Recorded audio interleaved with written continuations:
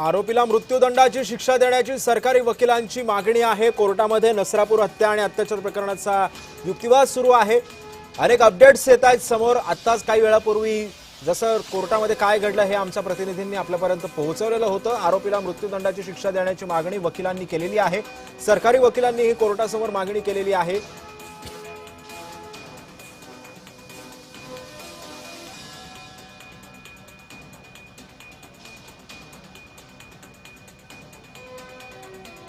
त्यामुळे आरोपीला मृत्यूदंडाची शिक्षा देण्याची मागणी सध्या सरकारी वकिलांनी कोर्टासमोर ठेवलेली आहे। आता थोड्याच वेळामध्ये कोर्ट निकाल देणार आहे। काय निकाल देतं हे सुद्धा पाहणं महत्त्वाचं ठरणार आहे।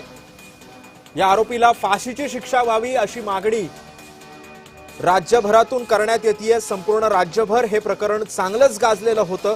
एका अल्पवयीन मुलीवरती या नराधमानं तिच्यावरती अत्याचार केला आणि त्यानंतर तिची हत्या केली। कोर्टासमोर जेव्हा या आरोपीला उभं करण्यात आलेलं होतं तेव्हा कोर्टाने त्याला विचारलं होतं की तू तो प्रसंग आठव आणि तूच सांग की तुला कोणती शिक्षा द्यायला पाहिजे। त्यावर भीमराव कांबळे जो हा आरोपी आहे त्यानं पुन्हा बनाव रचला आणि न्यायालयाला सांगितलं की मी त्या दिवशी त्या मुलीला गाठीशेव खाण्यासाठी घेऊन गेलो होतो। मुलीच्या डोक्याला मार लागला होता, मी घसरून पडलो, मलाही लागलं, मात्र मी तिला शांत करण्याचा प्रयत्न केला पण ती सारखी ओरडत होती, असंही आरोपीनं आपल्या जबाबात म्हटलंय। मात्र त्यानंतर न्यायाधीशांनी गुन्हेगाराला म्हटलं की तू जे सांगतोयस तो इतिहास झाला आणि आता तुझ्यावरचा गुन्हा जो आहे तो सिद्ध झालाय, त्यामुळे तुला कोणती शिक्षा द्यायला हवी याबद्दल तो काहीच बोलला नाही। त्यानंतर न्यायाधीशांच्या म्हणण्यावरती भीमराव कांबळे हा कोर्टामध्ये स्तब्ध उभा होता, शांतपणे तो उभा होता आणि त्यानंतर कोर्टानं न्यायाधीशांनी त्याला खाली बसायला सांगितलं। असा एकंदरीतच घटनाक्रम आता काही वेळापूर्वी घडलाय। तपास अधिकारी वरिष्ठ पोलीस निरीक्षक विजयमाला पवार यांनी या प्रकरणाचा तपास केला होता। या खटल्यामध्ये सीसीटीव्ही चित्रीकरण सोबतच वैद्यकीय पुरावे, न्याय वैद्यकीय अहवाल, प्रत्यक्षदर्शींची साक्ष अशा विविध बाजूने तपास करून पोलिसांनी गुन्हा घडल्यानंतर 15 दिवसात 1200 पानांचं दोषारोपपत्र न्यायालयामध्ये सादर केलं। आरोपपत्रामध्ये 55 पेक्षा जास्त साक्षीदारांचे जबाबही नोंदवण्यात आले। परिस्थितीजन्य पुरावे तसंच तांत्रिक पुरावे जोडण्यात आले असून विशेष न्यायाधीश एस.आर. साळुंखे यांच्या न्यायालयात आज 21 मे पासून या खटल्याची दैनंदिन सुनावणी सुरू झालेली होती। आरोपीवरचे सर्व आरोप हे सिद्ध झालेले आहेत। आरोपीला मृत्यूदंडाची शिक्षा देण्याची सरकारी वकिलांनी मागणी केली। अगदी थोड्याच वेळात कोर्ट आता काय निकाल देतं याकडे सध्या संपूर्ण राज्याचं लक्ष लागतंय।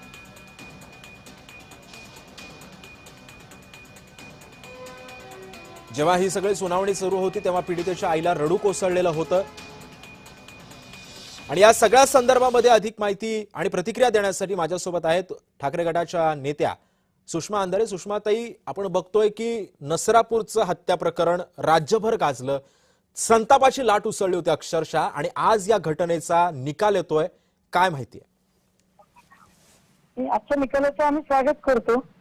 याने जरी जे त्या कुटुंबाचं जे नुकसान झालंय त्याची जरी काही झाली नाही तरी त्यांच्या जखमेवर निश्चितपणे एक हळवार फुंकर घालण्याचं काम या निकालाने होईल असं वाटतंय। आणि अपेक्षा आहे की ज्या पद्धतीने नसरापूरच्या घटनेचा निकाल तातडीने आला, खऱ्या अर्थानं फास्ट कोर्ट करून आला, अगदी त्याच पद्धतीने नसरापूरच्या आधी एक घटना घडलेली आहे आणि ती साधारणतः वर्षभर आधी घडली, ती सासपडेची घटना। सासपडेच्या घटनेचा निकाल मात्र अजूनही आलेला नाही किंवा याच पद्धतीने लाखणीचा निकाल येणं अपेक्षित होतं, तो अजूनही आलेला नाही। अशा जवळपास 10 ते 12 महाराष्ट्रातल्या केसेस आहेत की ज्यांचे निकाल आलेले नाहीत। अपेक्षा असेल की त्यांच्या सुद्धा जगण्याचं, त्यांच्या सुद्धा आयुष्याचं मोल सरकारला कळावं, त्यांच्याही निकालाच्या संदर्भाने ही तत्परता सरकारने दाखवावी। सुषमाताई, आता जसं तुम्ही काही घटनांचा उल्लेख केला, या घटना काही आलेल्या आहेत समोर, मात्र अजूनही राज्यामध्ये अशा काही घटना आहेत ज्या समोरच येऊ शकलेल्या नाहीयेत। अशा नराधमांची आणखीन प्रवृत्ती बळावते, धाडस वाढतंय, त्यामुळे एकही राज्यातली मुलगी, राज्यातलीच काय देशभरातली एकही मुलगी सुरक्षित राहत नाहीये। यासाठी कायदे सक्षम होण्याची गरज वाटते का? याच्यासाठी कायदे आपल्याकडे आहे, फक्त त्याला इम्प्लिमेंटेशन लेव्हलला अडचणी आहेत। त्यामुळे पोलीस स्टेशनच्या सोबतच जिल्ह्याला काही समित्या तयार करणं गरजेचं आहे की ज्या समित्यांमधून मुळात अशा घटना घडल्यानंतर या संदर्भात याच्या विरोधात लढण्याची तयारी, मानसिकता या सगळ्यांची झाली पाहिजे आणि त्यासाठीच त्यांना आवश्यक असणारं संरक्षण आणि प्रोत्साहन देण्याचं काम या शासकीय समित्यांकडून व्हावं, यासाठीची मांडणी होणं गरजेचं आहे. नक्कीच. धन्यवाद सुषमाताई, तुम्ही दिलेल्या सविस्तर प्रतिक्रियेबद्दल. आता माझ्यासोबत आहेत शिवसेनेच्या खासदार ज्योती वाघमारे. ज्योतिताई, आपण बघतोय की सध्या संपूर्ण राज्यभरामध्ये या घटनेची, संतापाची तीव्रता आपण सगळ्यांनीच बघितलेली आहे. मात्र या सगळ्या पार्श्वभूमीवरती आपण बघतोय की आज या घटनेचा निकाल येतोय. काय प्रतिक्रिया द्याल या सगळ्या प्रकरणात? खरं तर नसरापूरमध्ये जी माणुसकीला काळीमा फासणारी एका चिमुरडीला अत्याचार करून तिचा जीव घेण्याचं जे अत्यंत निर्घृण कृत्य त्या नराधमाने केलं होतं, मला वाटतं त्याला फाशीची शिक्षा होणं.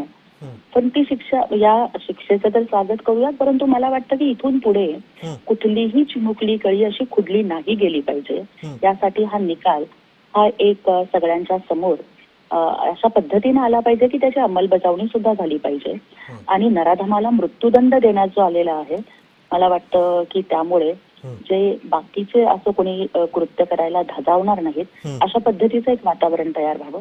त्याचबरोबर मला वाटतं की समाजामध्ये आज जी विकृती तयार झालेली आहे की अगदी छोट्या छोट्या मुली सुद्धा अशा वासनाधांच्या वासनेला बळी पडत आहेत, तर त्याच्या विरोधामध्ये एक वातावरण तयार करण्यासाठी आपण सगळ्यांनी मिळून प्रयत्न केले पाहिजेत, असं मला या ठिकाणी वाटतं. ज्योतिताई, आता काही वेळापूर्वी सुषमा अंधारेंशी आम्ही आता संपर्क साधला. त्यांचं असं म्हणणं आहे की राज्यामध्ये अनेक घटना अशा प्रलंबित आहेत, त्यांचे सुद्धा निकाल येणं अपेक्षित आहे. तुम्ही सरकारमध्ये आहात, अशा पद्धतीच्या घटना पुन्हा होऊ नयेत. कारण आता असं आहे की जर शिक्षा कमी झाली, किंवा आता हा जो भीमराव कांबळे आहे हा आधी सुद्धा 3 प्रकरणांमध्ये शिक्षा बघून बाहेर आलेला होता. प्रत्येक वेळेला अशा पद्धतीच्या शिक्षांना कमी शिक्षा होतात. अशी कुठली तरी ठोस कायदा या प्रकरणांमध्ये येणं गरजेचं वाटतं का? आणि या संदर्भामध्ये तुम्ही संसदेमध्ये आवाज उठवणार आहात का? अगदी बरोबर.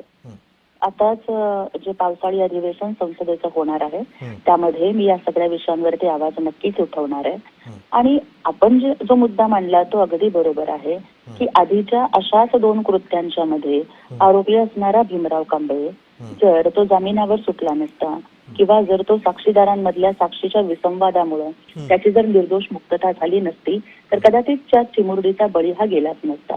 त्यामुळे मला वाटतं की महिला आणि त्यातही विशेष करून लहान मुलींच्यावरती अशा पद्धतीच्या अत्याचार प्रकरणातले जे दोषी आहेत त्यांना जामीन हा मुळात मिळताच कामा नये. त्याचबरोबर आम्हाला असं वाटतं की फास्ट ट्रॅक कोर्ट्स जे आहेत, त्या फास्ट ट्रॅक कोर्टमध्ये सगळ्याच प्रकारचे केसेस हे एकत्र असतात.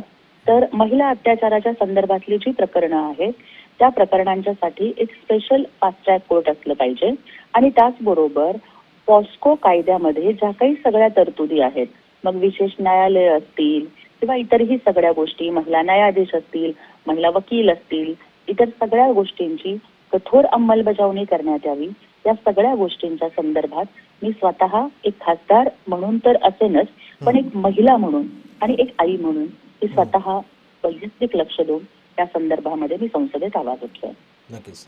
धन्यवाद ज्योतिताई, तुम्ही आम्हाला दिलेल्या या सगळ्या सविस्तर प्रतिक्रियेबद्दल. त्यामुळे एकंदरीतच आपण पाहतो की अवघ्या काही मिनिटांमध्ये या प्रकरणाचा निकाल येईल. संपूर्ण राज्याचं लक्ष या निकालाकडे लागलेलं आहे.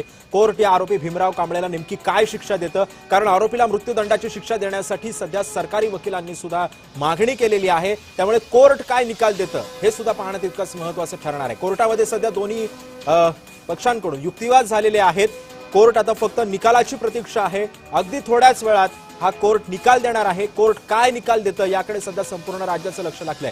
जेव्हा युक्तिवाद सुरू होता, कोर्ट जेव्हा बोलत होतं, जेव्हा ह्या सगळ्या आरोपांचा पाढा वाचून दाखवत होतं, तेव्हा या पीडितेच्या आईला सुद्धा रडू कोसळलेलं होतं. तो प्रसंग आठव आणि काय शिक्षा देऊ हे सांग, हे जेव्हा कोर्टानं त्या भीमराव कांबळेला विचारलं, तेव्हा तो स्तब्ध झाला आणि शांत झाला. तेव्हा कोर्टानं त्याला बसण्यास त्याला सांगितलं. नसरापूर अत्याचार आणि हत्या प्रकरणातला हा दोषी आरोपी, याच्या आधी सुद्धा त्याच्यावरती 3 गुन्हे दाखल होते. त्याच्यानंतर तो जामिनावरती बाहेर आलेला होता आणि अखेर अत्याचार प्रकरणी भीमराव कांबळेला कोर्टानं दोषी ठरवलंय. आरोपीवरील सर्वच्या सर्व आरोप हे सिद्ध झाल्याचं कोर्टाकडून सांगण्यात आलेलं आहे. त्यामुळे प्रतीक्षा आहे ती म्हणजे अवघ्या निकालाची. आरोपीला मृत्यूदंडाची शिक्षा देण्यासाठी सरकारी वकिलांनी ही मागणी सुद्धा केलेली आहे. सुनावणी दरम्यान पीडितेच्या आईला सुद्धा रडू कोसळलं. या सगळ्या पार्श्वभूमीवरती नेमकी आता कोर्ट काय निकाल देतं हे सुद्धा पाहणं महत्त्वाचं ठरणार आहे. आरोपीनं हे कृत्य फक्त वासनेनंच केलेलं आहे असं सुद्धा वकिलांकडून सांगण्यात आलंय.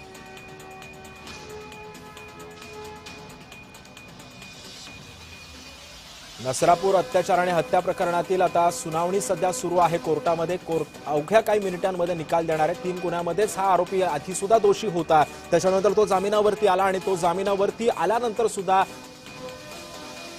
त्याची हिंमत वाढली आणि पुन्हा एकदा त्यानं ते कृत्य केलं आणि आज अखेर याचा फैसला होणार आहे आणि हा जो फैसला असेल हा शेवटचा फैसला असणार आहे. त्यामुळे कोर्ट काय निकाल देतं, कोर्ट या सगळ्या प्रकरणावरती काय भाष्य करतं हे सुद्धा पाहणं तितकंच महत्त्वाचं ठरणार आहे. आरोपी भीमराव कांबळेचा कोर्टामध्ये कांगावा सुद्धा करण्यात आलं. त्यानं स्वतःला वाचवण्याचा प्रयत्न सुद्धा केला आणि या सगळ्या संदर्भामध्ये आपण आता पुन्हा एकदा जाऊयात. माझा सहकारी प्रीतम पुरोहित आपल्या सोबत आहे. प्रीतम, आता काही वेळापूर्वी आपण राजकीय नेत्यांशी सुद्धा बोललो. त्यांनी असं सांगितलं की आम्ही खासदार ज्योती वाघमारे तर असं म्हणाले की मी संसदेमध्ये सुद्धा या प्रकरणाचा आवाज उठवणार आहे. सुषमा अंधारे असं म्हणतात की यासारख्या अनेक घटना सुद्धा आधी आलेल्या आहेत, मात्र त्यांचे निकाल अपेक्षित होते, निकाल लागलेले नाहीयेत. आजचा हा निकाल काय सांगू शकतो? अशा पद्धतीच्या घटना पुढे पुन्हा एकदा घडून नयेत यासाठी याला फुलस्टॉप लागू शकतो का? काय घडतंय कोर्टामध्ये? निकाल किती वेळात येणार आहे?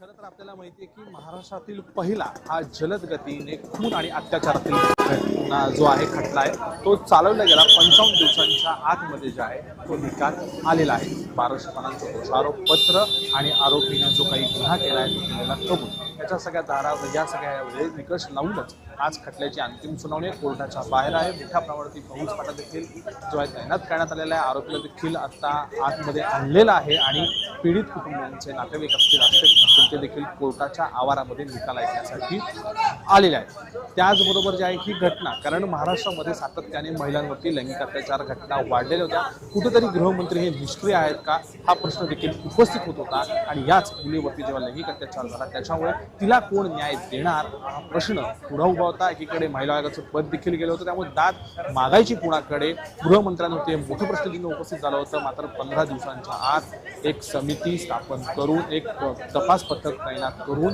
दोषारोप पत्र देखील ते दाखल करण्यात आलं आणि 21 मे रोजी रोज इन कॅमेरा सुनावणी आहे ती देखील देण्यात आली. पुणे पोलिसांकडून ज्येष्ठ विधिज्ञ म्हणजे निसार जे निष्णात वकील आहेत त्यांना देखील याच्यामध्ये सहभागी होण्यासाठी सांगितलं आणि त्यांनी ही बाजू मांडा, या पीडितांची बाजू मांडा आणि त्यांनी देखील तितक्याच ताकदीने संवेदनशीलपणे ती बाजू मांडली आणि आज निकाल 55 दिवसाच्या आतमध्ये आपल्याला पाहायला मिळतोय. त्याच्यामुळे महाराष्ट्रातील पहिल्यांदा जलद चालवलेला खटला असं आपल्याला म्हणता येईल. तो पहिलाच आहे आणि जो नसरापूर प्रकरणातील आहे आणि ज्या 3 वर्षाच्या मुलीला खून करून लैंगिक अत्याचार करून जी निर्गुण हत्या करण्यात आली, त्याचा इंटेंट आणि मोटिव्ह हा देखील क्लिअर होता.